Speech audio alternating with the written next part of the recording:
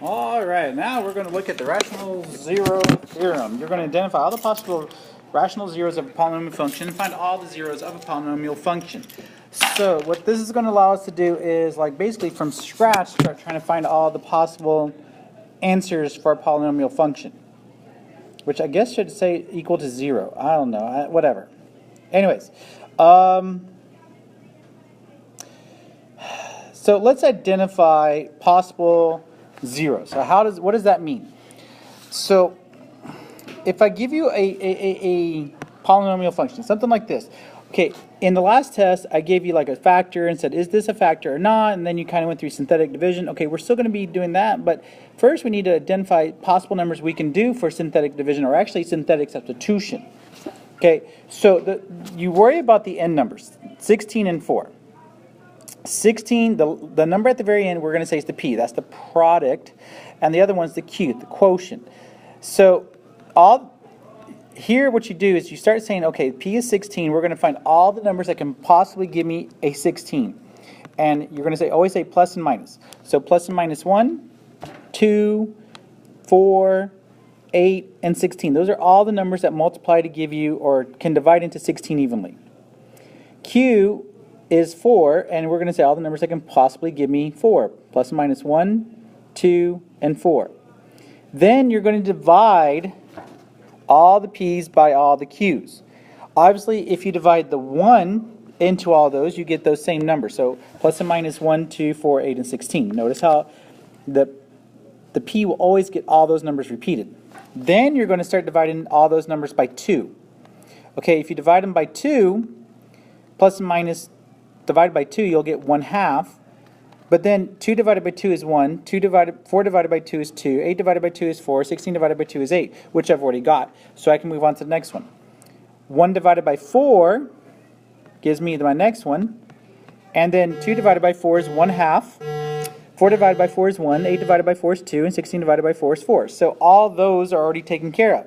So there are all my possible zeros. All of these numbers could become an answer. That's why this kind of gets long. Okay, so here's another example. Again, I don't care if there's missing numbers in the middle or exponents or whatever. You just go, what's the end number? End number is 10. So I'm going to say, okay, all the numbers that multiply to give me 10 are 1, or divide into 10 evenly. 1, 2, 5, and 10. All the numbers that go into 3, 1, and 3. So divide everything by 1, you get 1, 2, 5, and 10. Then divide them all by 3, so that means 1/3, 2/3, 5/3, 10/3. Notice again, plus and minus on every single one of those suckers. And all of those are your possible answers for this equation. Oh my goodness, sir. So these are the numbers we would actually work with in synthetic substitution. So what are my steps now? That will be like one set of things. Now, to find all the zeros, we want to say find p divided by q, graph it on the calculator. This kind of makes things a little bit easier for y'all. Then use synthetic substitution to see which ones work. And then at last, maybe you might have to do a little bit of factoring or solving. But we're going to use synthetic substitution for a good portion of this. All right, so let's look at an example. This gets interesting.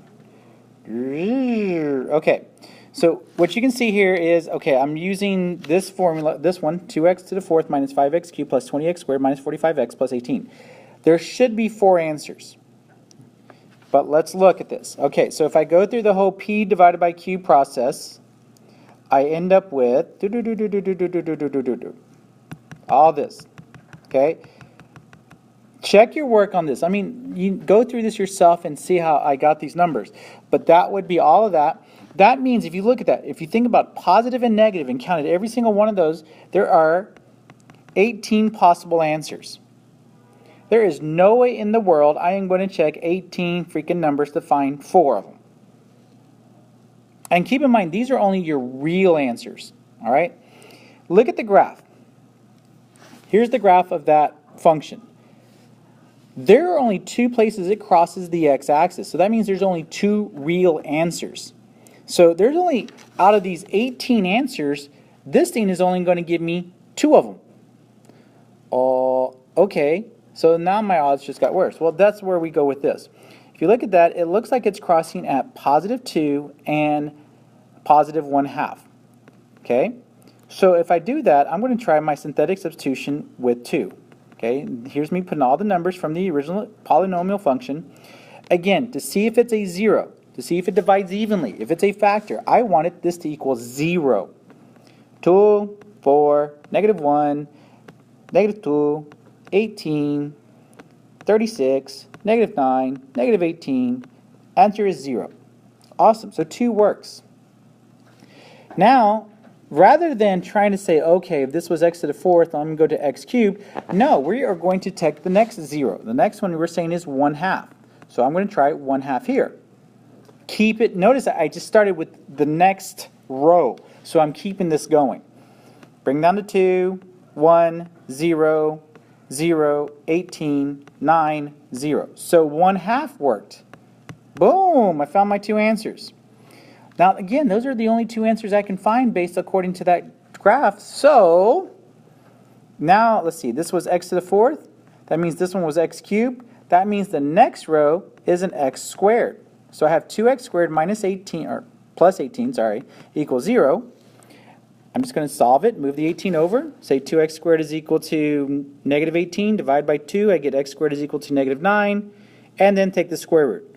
Square root of 9 is 3, but because it's negative, it's going to be 3i, plus or minus 3i, which means there's my other 2 answers, positive 3i and negative 3i. So now I was looking for 4 answers, and I got 4 answers. 2 of them were real, 2 of them were imaginary. Notice how using the calculator helped us choose some of the numbers we needed out of all those possible answers, and then we were able to find some of the others. Okay, next example. Let's do one more. So you can see here are all the possible numbers. I just want you to see how all this work I was doing. Oh, good grief. It just keeps going and going and going and going. All right. So if you look at this, there are 36 possible answers from this question. Sad face, crying, too much. Okay, so out of all this, look, all the factors of 36 were 1, 2, 3, 4, 6, 9, 12, 18, 36. All the factors of 5 were 1 and 5. But then I'm dividing all these. So again, when you divide by 1, all these stay the same. Okay? Then you divide by 5, and notice all these became that. It just repeated. So 36 possible answers. This is a lot. So okay, I go to the graph, and you can see it looks like it's crossing again at 2, and somewhere in the negatives, but low negatives. So if I look back here, low negatives, maybe I'm thinking -1/5, -2/5, -3/5. I'm probably going to try the -2/5 first. If not, I know I'm pretty close. All right? So, all right, so I'm going to try the 2 first. Here's me putting all those coefficients. Go through the 2, 5, 10. 2 times 5 is 10. 10 minus 8 is 2. 2 times 2 is 4. 4 times 4, 41 plus 4 is 45. That's 90. 18. 36. 0. Oh, it worked. Awesome. Okay. Now I'm going to try the 2/5. -2/5, actually. I'm sorry. And I'm only trying -2/5 because it looks like it's a little bit less than a half. But I'm guessing. So, -2/5 times 5 is -2. 0, 0, 45. And believe it or not, -2/5 times 45 was -18. And I get a 0. Happy joy. So -2/5 worked. Well, that was a nice lucky guess. Every so often, get lucky. Time to go buy a lotto ticket. No, I'm kidding. Anyways, all right. So again, now notice here, there's only 2 real answers. So those are the only 2 I need to do, and then I'm done with that part, and I'm going to say, okay, this was x to the 4th, this was x cubed, then this is x squared, so I got 5x squared plus 45. Solve it again. You're going to move it over to the other side. It's -45. 5x squared, -45. Divide by 5, you get -9. And again, same thing. Really, I chose 2 random problems out of the book, and I end up with the same imaginary numbers. Positive 3i, negative 3i. What were the chances? Anyways, that's pretty much it. So hopefully when we get back, we can, like say, make sure we can understand this and kind of go over this. Shouldn't be that bad. Thank you so much for your time. Y'all take care and y'all be good.